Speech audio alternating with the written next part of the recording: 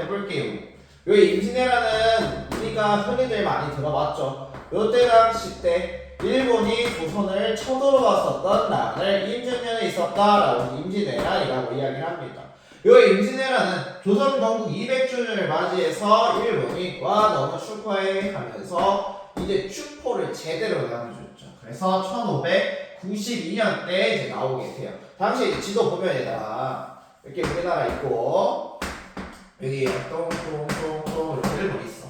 이때 당시에 일본의 상황적인 걸 보면은 이때 일본은 전국시대라고 해서 무사들이 자기네들끼리 치고 받고 요렇게 싸우고 있었어. 그래서 100년 가까이 있었는데 요러한 100년 가까이 있었던 전국시대를 당시에 도요토미 히데요시라고 해갖고 요 도요토미 히데요시가 전국시대 자체를 통일을 하게 됩니다. 그러면서 이 전국시대를 통일했었던 도요토미 히데요시는 일본 전역에 대해서 자신의 영향력을 뿌리게 되는 거죠. 근데 이때 당시 전국시대라고 하면은 사실상 무사정권 시대예요. 일본은 막부정권 시대라고 해서 이러한 무사들이 권력을 잡고 계속해서 자신들의 세력을 넓혔다고 싸웠는데 요 싸움을 이제 정리한 게 도요토미 히데요시란 말이에요. 얘들아 반대로 얘기해서 요때 당시에 무사들의 직업은 싸우는 거야. 그럼 싸움은 곧 전쟁이랑 비교되는데 이 도요토미 히데요시가 전국시대를 통일을 하는 순간 이 무사들은 사실상 실업자가 됐던 거야. 도요토미 히데요시 하면 누구도 걱정을 했었지. 자기가 이렇게 통일한 것까지 좋아. 자신의 능력이 그만큼 뛰어나가는 거니까. 근데 그것과 별개로 여러 명의 자신을 추종하고 있던 세력들을 제외하고 자신이 밑에 굴복시켰던 요 세력들이 한순간에 실업자로 변하게 됐으니까 자신한테 칼을 겨눌까봐 그게 걱정이 됐었던 거야. 그래서 도요토미 히데요시가 생각했던 게 자신에 대한 내부적인 원망을 외부로 돌려버려야겠다. 요 생각을 했던 거지. 그래서 이때 봤던 도요토미 히데요시의 외부적인 상황 영역은 바로 조선이었던 거야. 그래서 도요토미 히데요시는 초반에 조선한테 이렇게 얘기합니다.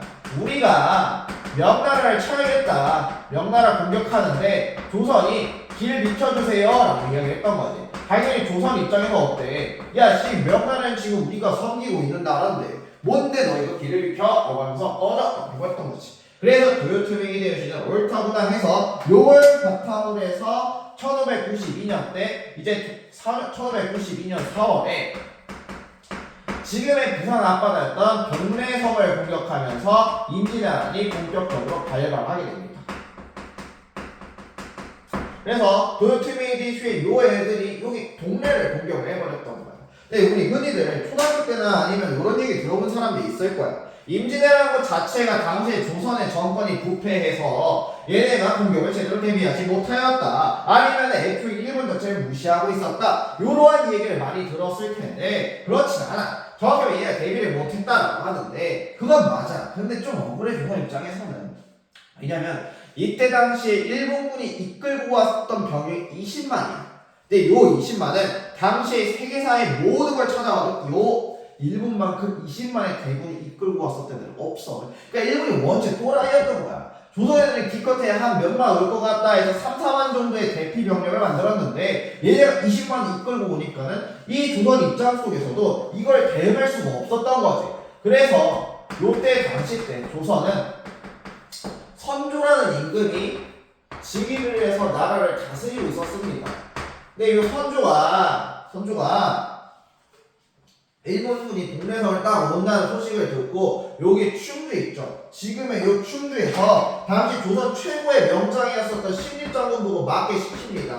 요 신립장군이 누구냐? 북방에서 여진족들을 상대로 다 썰고 있었던 요 신립장군 보고 당시 충주의 탐동대라는 곳에서 일본군을 맞게 시켰던 것이.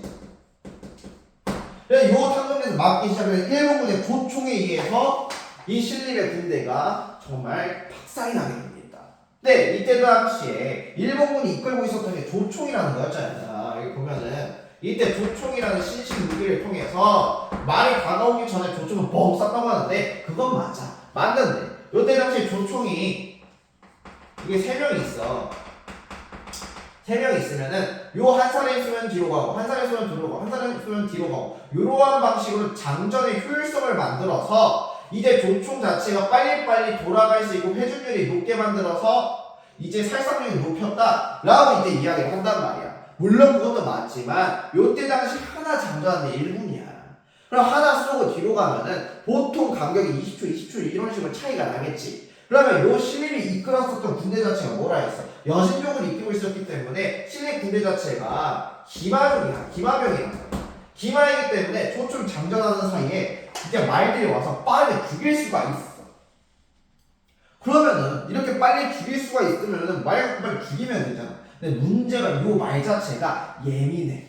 너무 예민해가지고 총소리가 너무 크게 팡 하고 들리니까 그거에 훈련이 되지 않았었던 말들이 놀래가지고 막 그 미쳐 날뛰면서 그 타고 있었던 병사들이 쓰러지고 말들이 신립 장군 쪽의 군사 쪽으로 향하다 보니까 어쩔 수 없이 신립 군대들이 우왕좌왕하고 혼비백산이 되면서 여기서 지게 됐던 거야. 충주에서. 그래서 신립 장군은 이 싸움을 통해서 전사하게 되고요.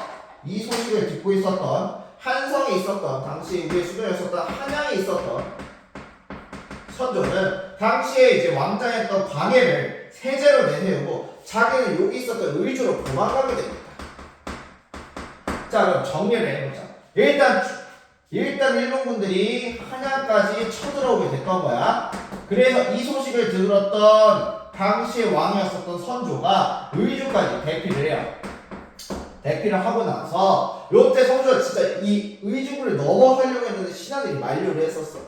왜냐면 선조는 무서워서 명나라까지 향하고 싶었는데 그것까지 하면 신하들이 우리 진짜 자존심 상하니까 그러지 맙시다 라고 얘기했던 거야. 그래서 이제 명나라가 여기 있으니까 명나라한테 이제 SOS를 치기 시작합니다. 이제 조선 입장에서 명나라한테 SOS를 치고요. 이걸 들었었던 명나라가 이제 일본군이 조선 정복하고 나서 자신들을 건드리면 자신들 힘들 거라 생각해서 이 SOS를 받아주게 되는 거지. 그래서 이 소식을 듣고 있었던 일본군들이 그래 그럼 들어오기 전에 조선의 임금을 사로잡아야겠다 해서 평양까지 딱 진격했어. 그리고 평양에서 이제 우리 보급품 기다리면서 보급 오는 즉시 바로 선조가 이제 의주 쳐야지 라고 생각을 했었던 거야.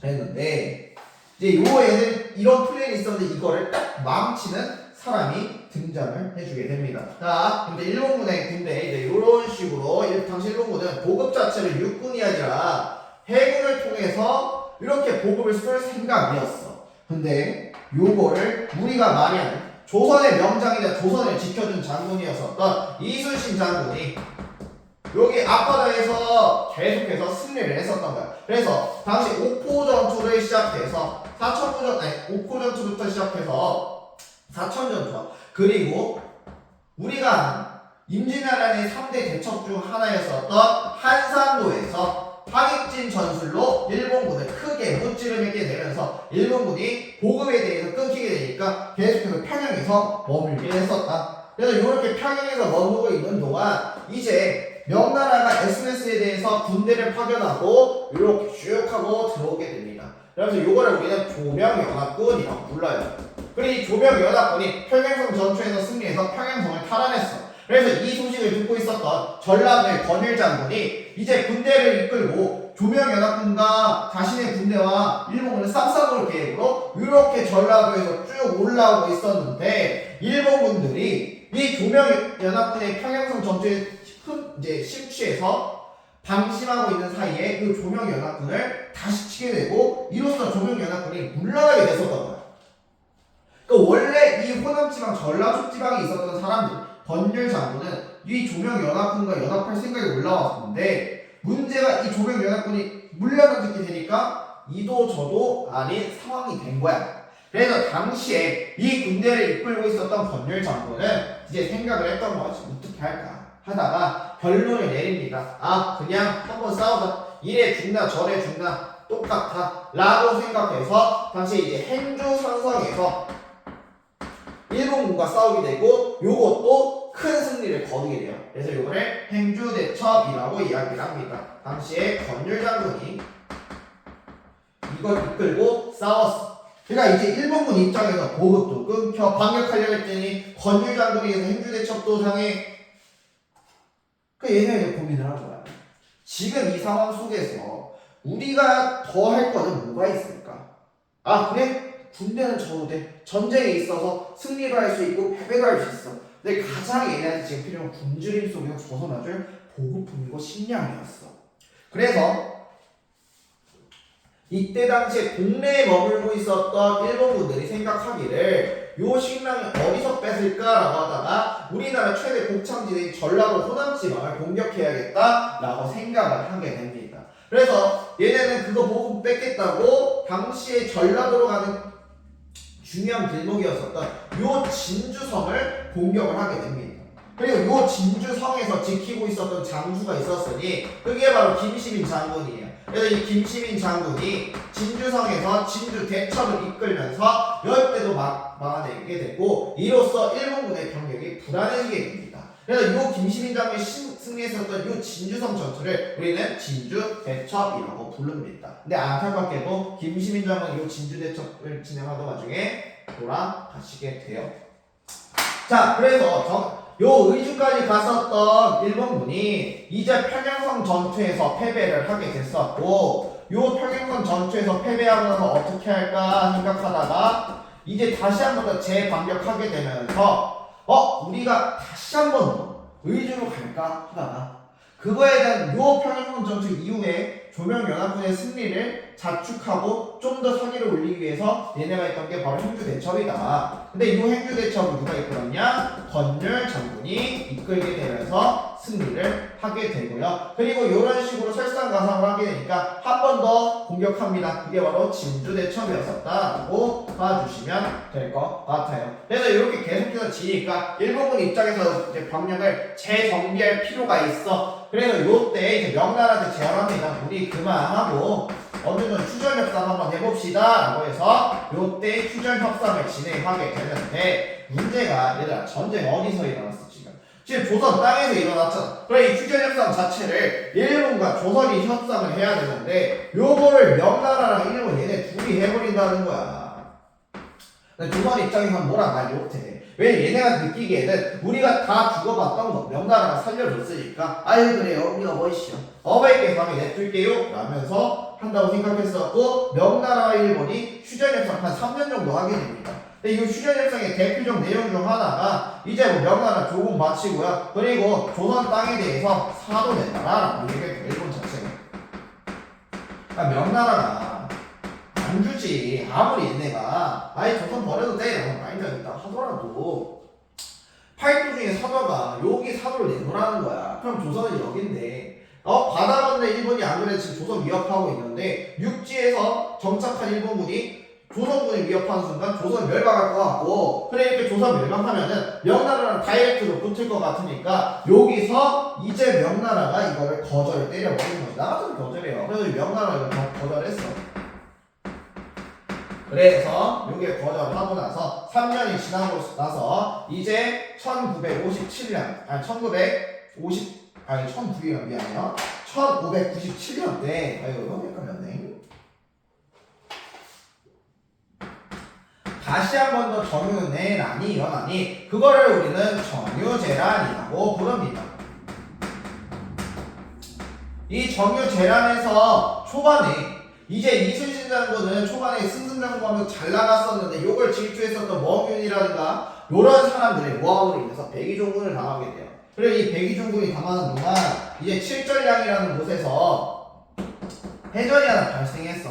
요거를 이제 이순신이 당시 3군 수도 통제사였는데 요 3군 수군 통제사 자리에 다시 한번 원균이 앉게 돼요. 그리고 이 원균이 거북선을 앞세워서 우리가 수백 척의 배로 일본군을 이길 수 있을 거다 하고 나섰던 전쟁이 칠전량 해전이었었는데 여기서 패배를 당하게 되고 이 패배에 인해서 원균은 이 싸움에서 죽게 돼요. 그래서 당시 왕이었었던 선조는 불이분이 난데 다시 한 번 더 이순신의 3도 수군 통제사로 앉히게 되고요. 그리고 나서 이순신이 딱 복귀하다 보니까 이 칠전량 해전으로 배가 12척 빼고는 다 부서지고 없어졌던 거야. 심지어 거북선도 이때 손실이 좀 되게 되면서 이제 다가오는 해전 속에 이 거북선을 쓸 수 있을지 없을지도 판단을 못해던 와중에 이제 선조한테 편지 하나가 옵니다. 지금 수군이 칠전량 해전 속에서 너무 많은 피해를 입었으니까 그냥 그 수군을 육군으로 합류해라. 권율장군 부대로 합류해라 라고 했지만 요때 이제 이순신 장군이 명함 하나 남기죠. 신에게는 무슨 배가 있다? 열추적의 배가 있다 라고 해서 이 이후에 명량해전에서 큰 승리를 거두게 됩니다. 이러면서 일본군은 이제는 조금 우리도 힘들겠다라고 생각하던 와중에 요때 본국에서 연락 하나가 오게 돼요. 그게 뭐냐면 자기네들이 이끌고 있었던 요 도요토미가 갑자기 사망을 했대. 그래서 요 사망을 얘네는 후퇴를 해야 되는 거야. 그래서 이순신이 그 소식을 듣고 야 이 새끼들 다시는 우리나라 쳐들어오지 못하게 본때를 보여줘야 된다라고 생각해서 요때 이제 노량해전으로 이제 마지막으로 해서 임진왜란이 끝이 나게 됩니다. 그리고 이순신 장군은 요 노량해전 이후에 이제 이때 총이 맞아서 돌아가시게 돼요. 그래서 이런 식으로 임진왜란이 전개가 됐었다라고 보시면 될 것 같고요. 그래서 이렇게 임진왜란 속에서 조선은 승리를 했고 다행히 조선이란 나라를 지켰어. 근데 이렇게 지켰지만 가장 큰 피해를 본 건 어떻게 보면 조선이야. 왜? 지금 전쟁 자체가 어디서 일어나고 있었으니까. 여기서 일어나고 있었잖아. 조선 땅 내에서 일어나고 있으니까 가장 큰 손해를 보고 피해를 입었던 것은 조선이었어.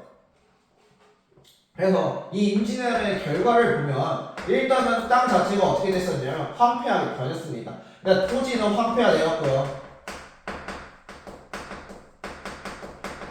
그러면서 백성들의 삶은 다 같이 어려워지게 됩니다. 그리고 요 토지 황폐화와 더불어서 제도 장치 좀 바뀌어요. 요때 당시에 훈련도감이라고 해서 이제 정유재는 요 사이 때 나왔었던 게 훈련도감이었었고 이제 뭐 포수와 살수 등을 모여서 이제 군사적 훈련을 시켰던 게 훈련도감이었었다. 근데 이 훈련도감 자체가 임진왜란 도중에 생긴 거예요. 알겠죠? 그래서 임진왜란 도중에 생겼었고 이 훈련도감을 바탕으로 세웠었던 게 바로 오영이었었다. 뭐 어영총, 충윤총, 수어총 이런 식의 오영을 만들어서 훈련도감을 보면서 오영이라는 군사 조직을 만들었었던 게 바로 임진왜란이었다. 그러니까 임진왜란 얘들아 이렇게 할 수 있었던 이유 중 하나가 요때 이제 우리나라에 의병들의 활약도 있었어. 요쪽에 유정대사라든가 아니면 이쪽에 이제 휴정대사라든가 그리고 이쪽에 이제 통일장군 곽재우라든가 이런 사람들이 활약을 할 수 있게 되면서 이거 경상도 얘들아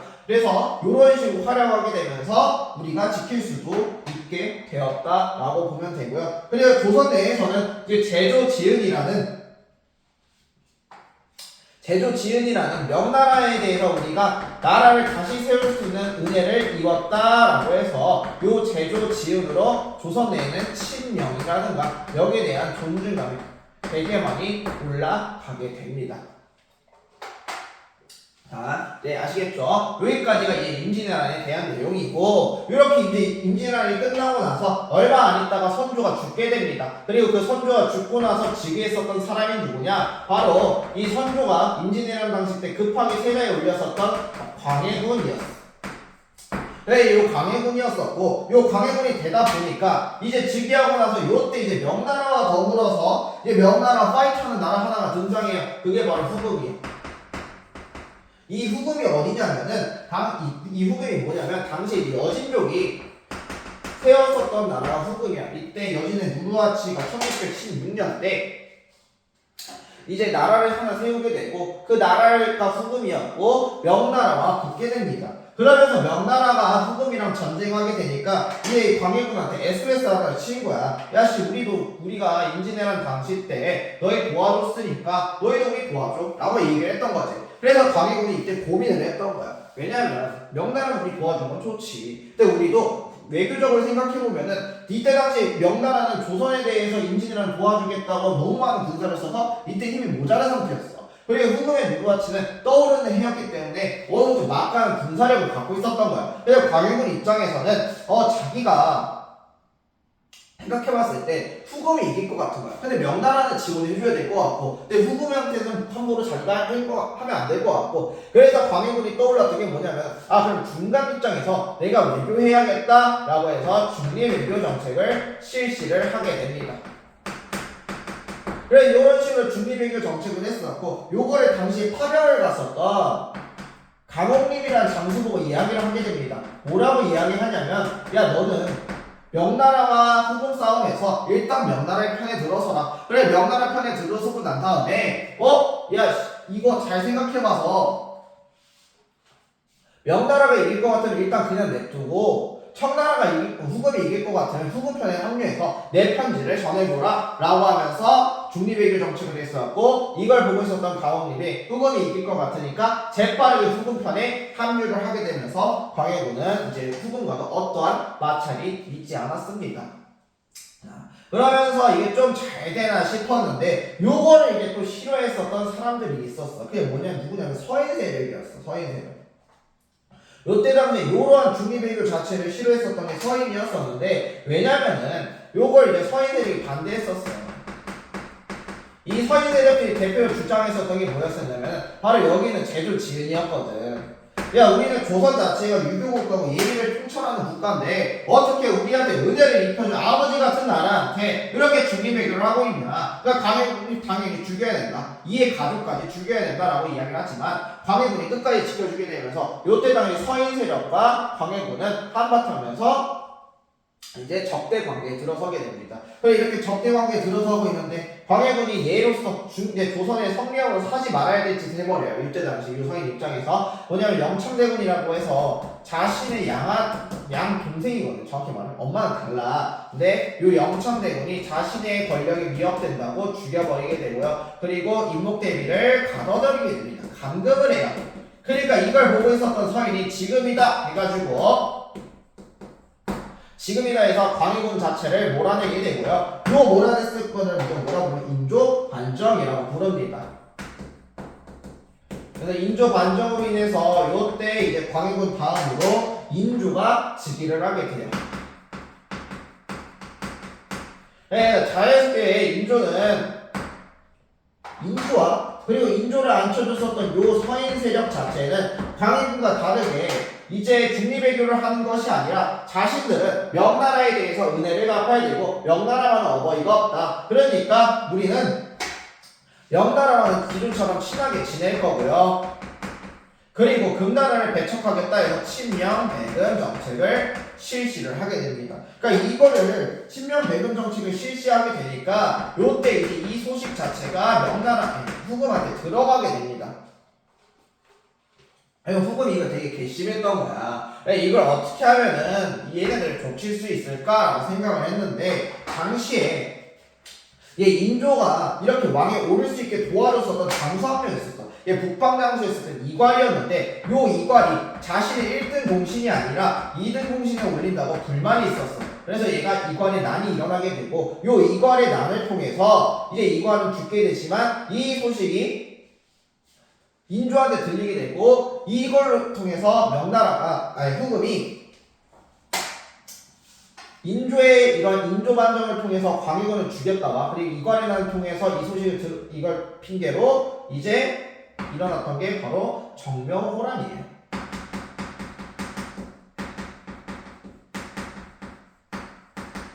그래서 이 정명호란이 1627년 때 일어나게 되고요. 그래서 요때 이제 미안해요. 요때 요 정명호란으로 인해서 이제 조선은 용골성에서 끈질기게 항전했지만 결과적으로 패배하게 되고요. 청나라는 이때 요청을 하게 됩니다. 야, 너 우리랑 항복할래? 아니면은 형제관계 맺을래? 라고 해서 그냥 인조 입장에 형제관계 맺을게요 해서 형제관계를 맺게 됩니다. 이렇게 형제관계를 맺었어. 그리고 나서 이제 후금이 물러나갔는데, 이때 당시 이제 물러나가는 이후에 후금에서는 홍타이지라고 해서 이제 청나라 태종이 올라오게 되고, 요걸 바탕으로 이제 국호를 청으로 바꾸고 얘네가 했었던 게 바로 병자호란이에요. 이 병자호란이 1636년에 일어나게 됐고, 이러면서 이제 병자호란이 일어나게 되는데, 요거에 대한 원인은 초기에 청나라가 요청을 했던 거야. 뭐라고 요청했냐면, 청이 조선에 대해서 군신 관계를 요청을 하게 되는 거야. 그러니까 이 군신 관계를 요청했다는 소식을 듣고 있었던 조선의 여러 이제 신하들이 얘기했던 거지. 한 명은 주 전파로 나뉘어지게 돼요. 이 주전파는 누구 뭐냐면은 청나라의 이 군신관계에 대해서 우리는 찬성하지 않고 청나라랑 싸웁시다 했던 게 주전파고 이걸 이끌고 있었던 대표적인 사람이 김상헌이라는 사람이었어. 그리고 이 청나라의 군신관계 요구에 대해서 지금 우리는 분하긴 하지만 그래도 요거는 듣고 지금의 나라의 안위가 먼저입니다 라고 해서 이 주화파가 있었어. 청나라랑 그냥 화친하자 주화파가 있었습니다. 요 주화파를 이끌고 있었던 대표적인 사람이 누구? 최명길이었어요.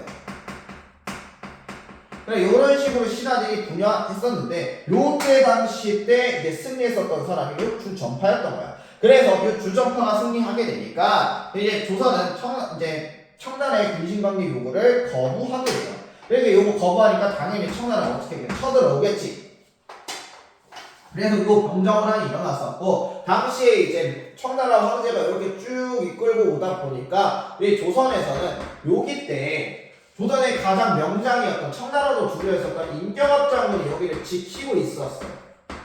그러니까 청나라 입장에서도 임경합 장군이랑 싸우면 질 것 같으니까 여기를 슉 우회와가지고 바로 환성을 치는 전략을 쓰게 되고 요 전략이 통하게 되면서 인조가 남한산성으로 피신을 하게 됩니다.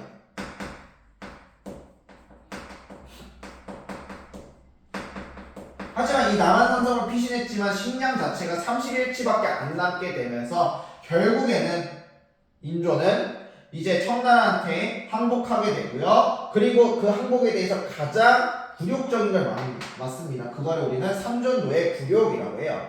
그래서 삼전도에서 굴욕을 맛봅니다. 당시에 청나라는 자신들이 항복시켰 나라의 왕보고 세 번 절하게 시키도록 하는데 요 세 번 절하는 동안 이제 딱 쿵쿵 소리가 너무 세게 나야 돼. 근데 청나라 황제가 굴욕감을 주고자 쿵 소리가 나지만 자기 들리지 않으니까 다시 해라 라고 하면서 이야기를 하고 결국에 인조는 여러 번 머리를 박고 머리에 피가 철철 흘린 채 이제 청나라 황제한테 세 번의 절을 하게 됩니다. 정확히 말하면 청나라 황제가 만족하는 세 번의 절을 하게 되면서 요거를 삼전도의 굴욕이라고 하게 되고요. 당연히 요 병자호란이 있고 나서 조선 내 사회는 어떻게 될까요? 그렇죠. 청나라에 대해서 혐오감이 생기게 되고 요때부터 북벌론이 본격적으로 등장하게 됩니다. 요거를 이제 북벌론이라고 이야기하면 됩니다.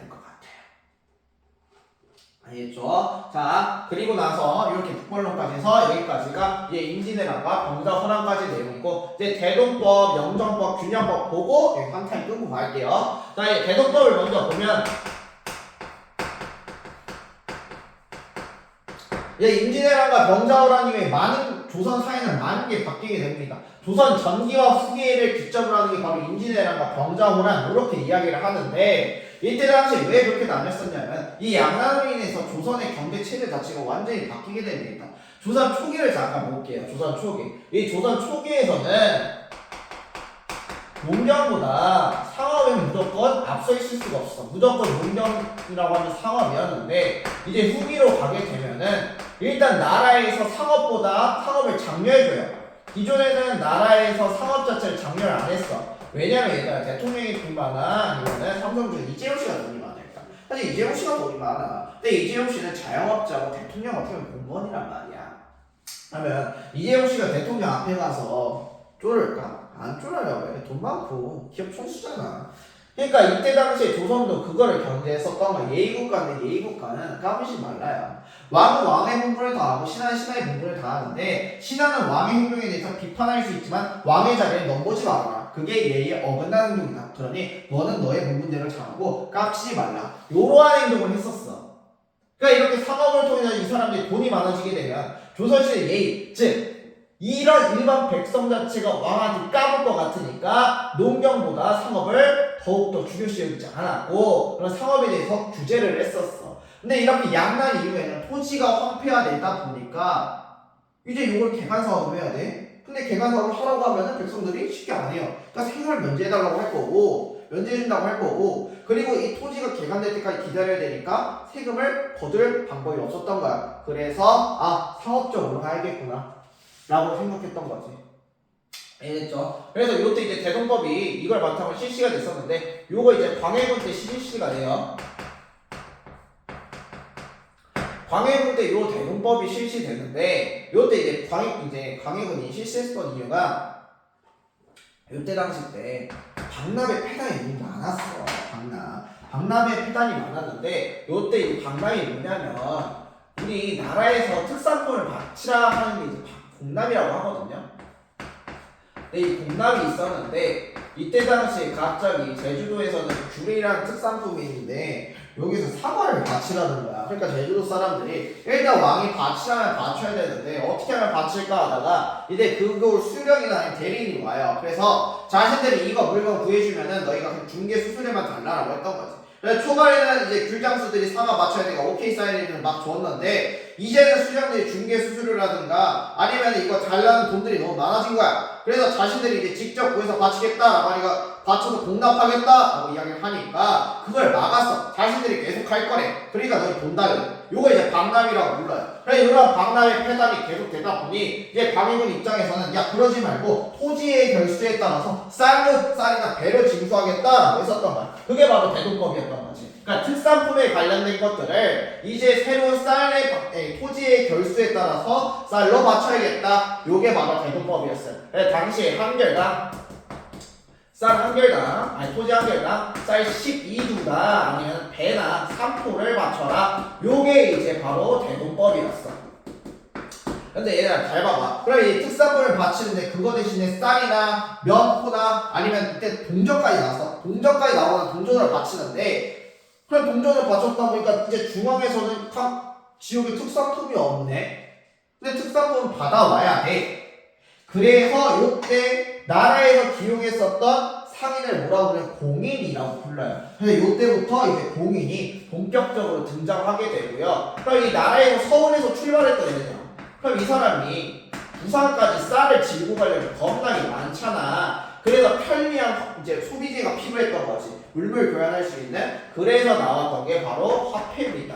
그래서 이때부터 화폐가 본격적으로 등장하게 되고요. 이러면서 가벼운 물물 교환식의 화폐가 생기다 보니까 당연히 경제, 상품화폐 경제는 더욱더 발달을 하게 됐었다 라고 보시면 될 것 같아요. 아시겠죠? 자, 그리고 나서 광해군 이후에 이제 인조가 즉위했어. 그래서 인조 때 실시했었던 제도가 바로 영정법이에요.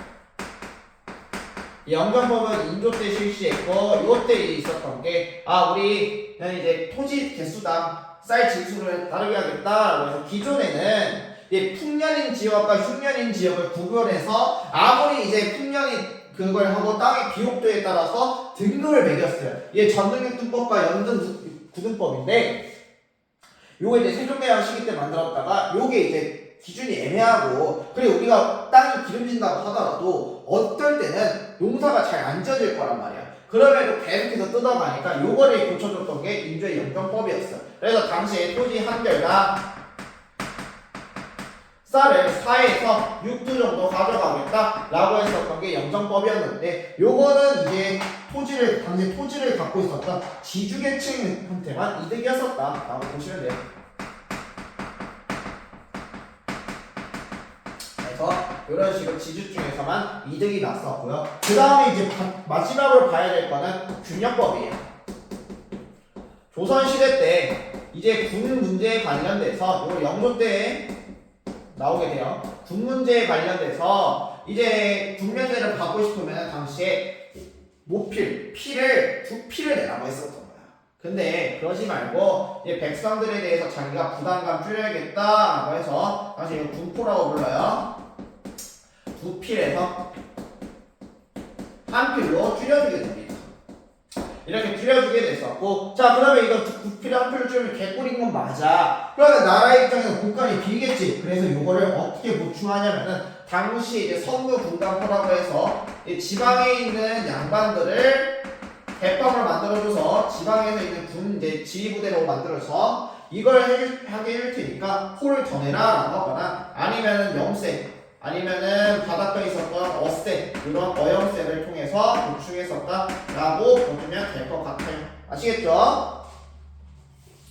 그래서 이 다음부터는 분당정치와 영조, 정조 그리고 나서 세조정치까지 하고 이제 끝을 내도록 할게요. 안녕.